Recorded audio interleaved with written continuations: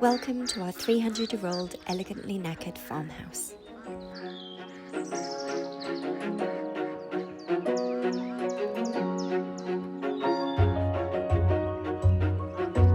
There's something deeply nostalgic about a treehouse.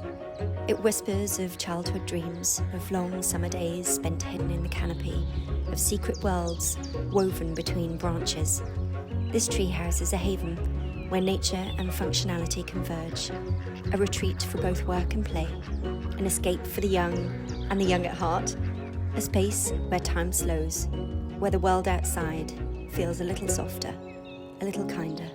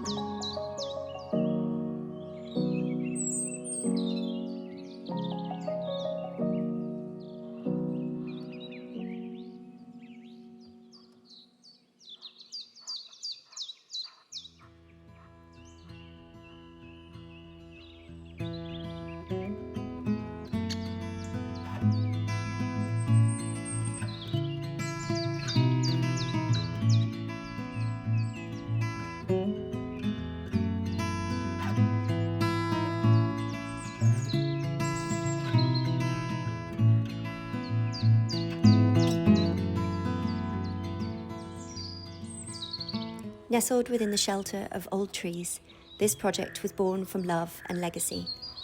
My mother passed away during the COVID pandemic, leaving behind a love too big to be confined to memory alone. And so, as a gift from her to the grandchildren she never truly got to know, we built Castle Jude in her honour, a space infused with her spirit, a place to dream, to gather, to be.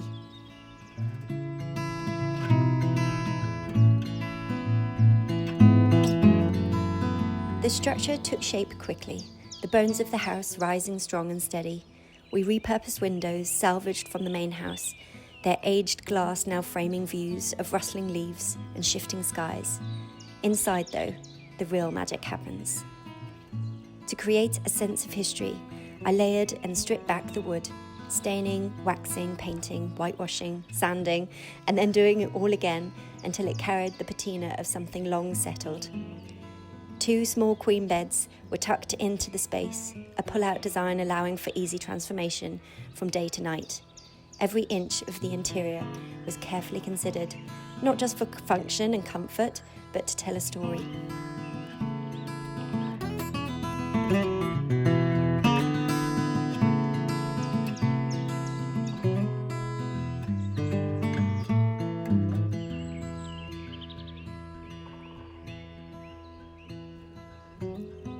The walls are lined with letters from family past, yellowed pages of history whispering their tales, photographs of ancestors, their faces frozen in time, sat alongside old maps and salvaged objects, tiny relics of lives that have lived before ours.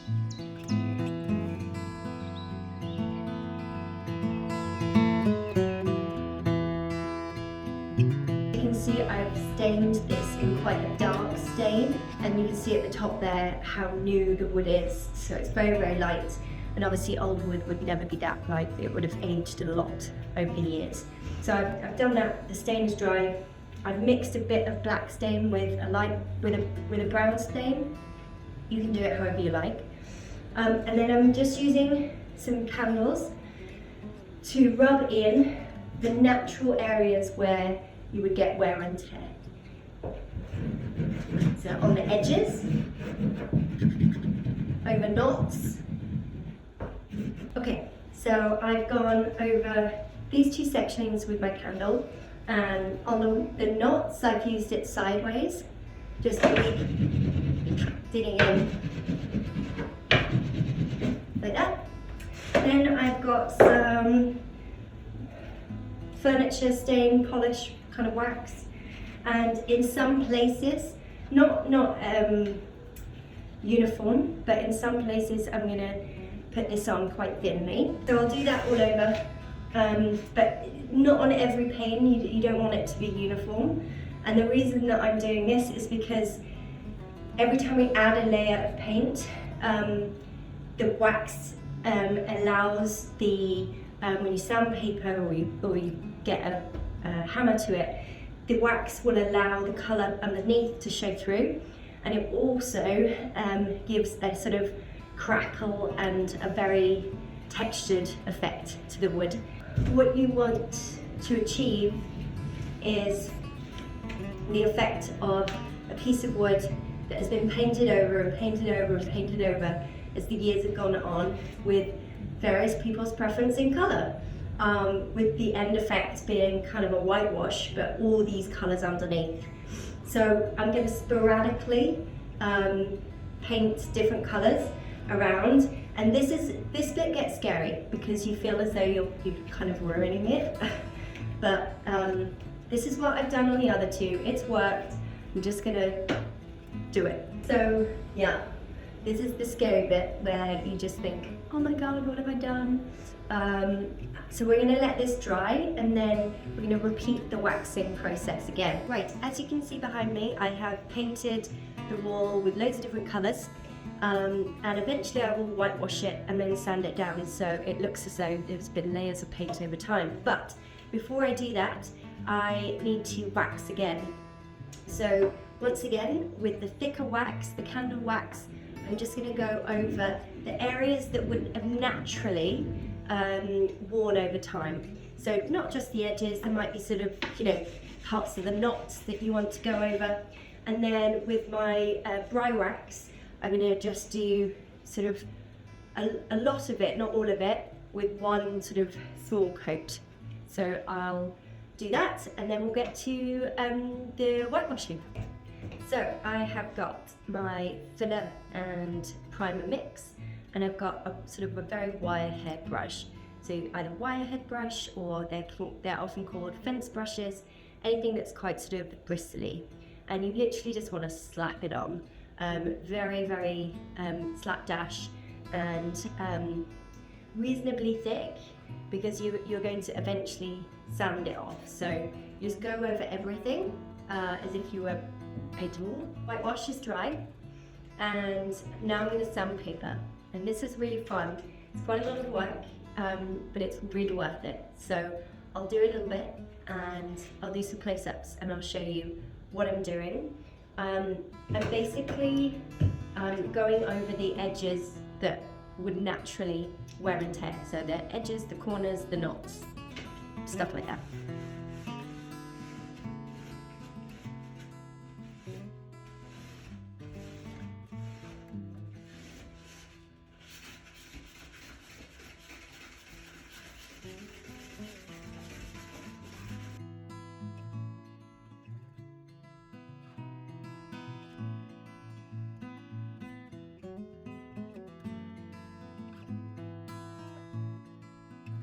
And you can use anything to rough up the wood. So you can use a hammer, you can use some nails, you could use anything. I've just got some secateurs. I'm just going to make some edges. A little tip, this wood is really old wood, as is this wood here.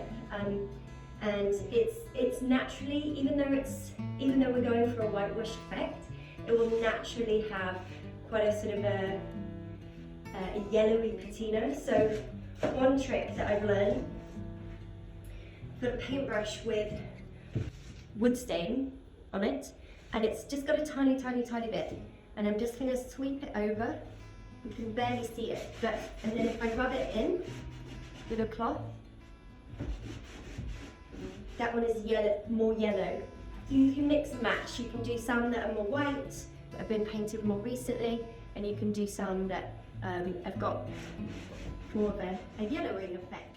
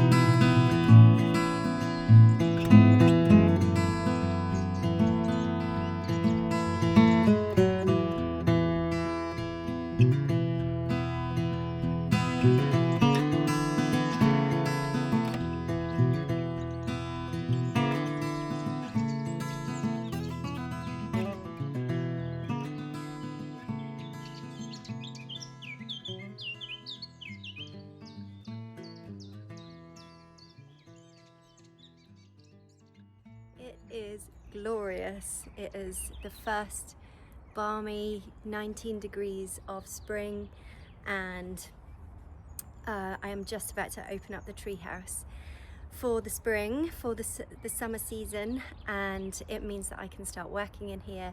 The kids can get in here more, and we can have film nights in here, which we absolutely love. And as you can see, I'm basking in the wonderful sunshine.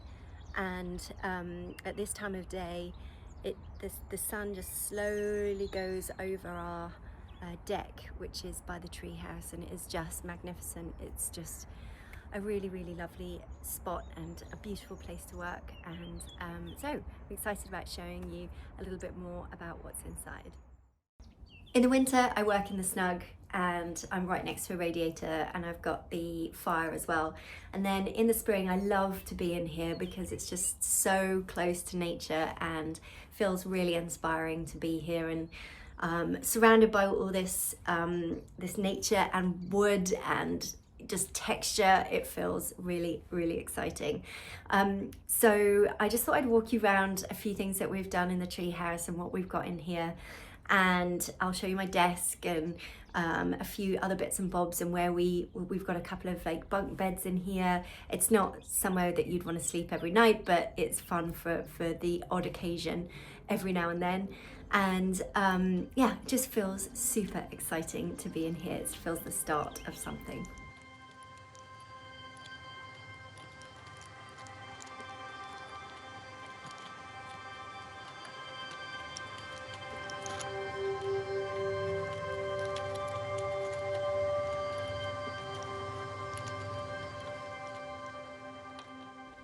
The space is designed to be as practical as it is beautiful, well insulated to keep us warm in the British summer, with recycled windows that swing open wide to let in the morning air. A fold-down desk transforms the space into an office nook for me, where words come easily in the hush of the trees.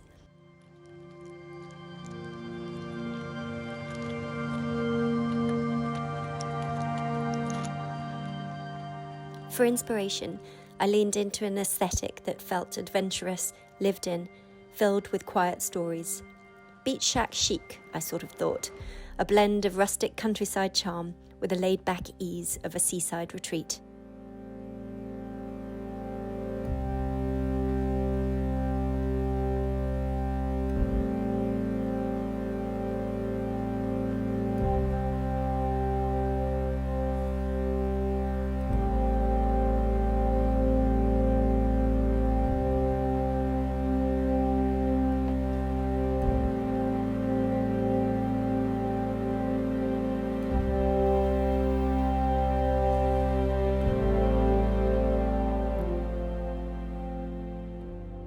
This is me with my mum and dad and grandpa and granny and our first cat, McCavity.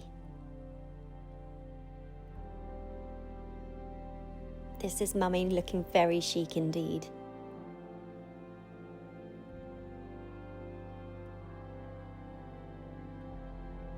And Roo, my husband, in his youth, in his school rugby team.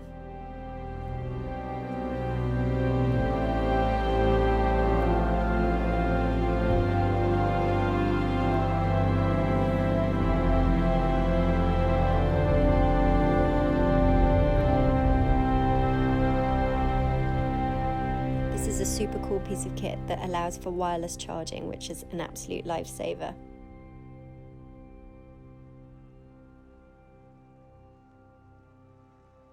This is a letter from my great-great-uncle during the World War I, 1917, in which he asks for nothing fancy like Bovril, just bits and bobs, mum.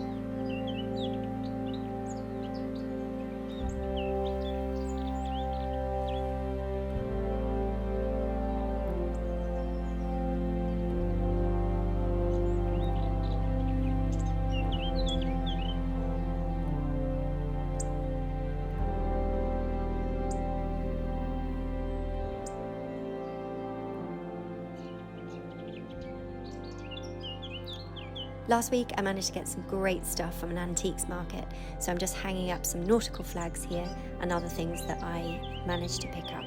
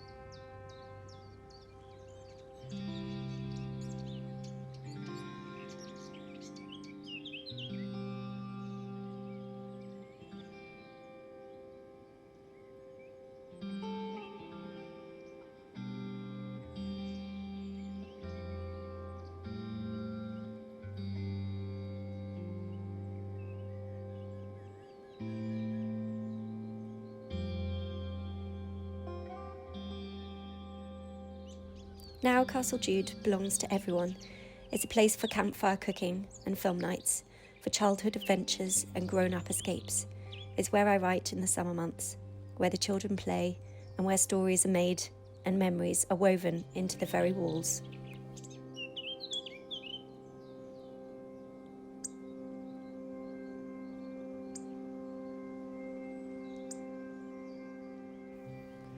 In the end, the treehouse is more than wood and nails.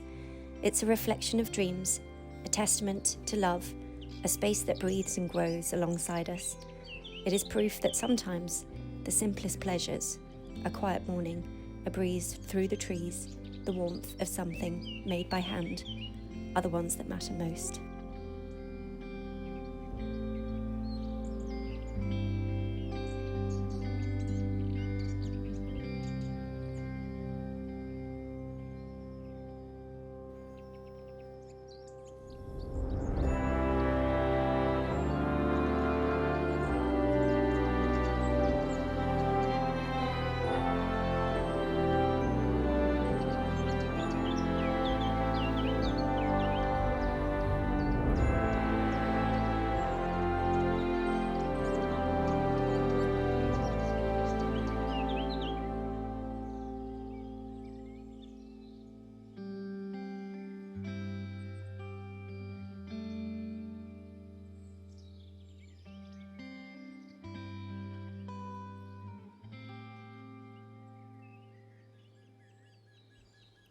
At night, soft light spills from vintage lanterns, and the whole space hums with a kind of magic.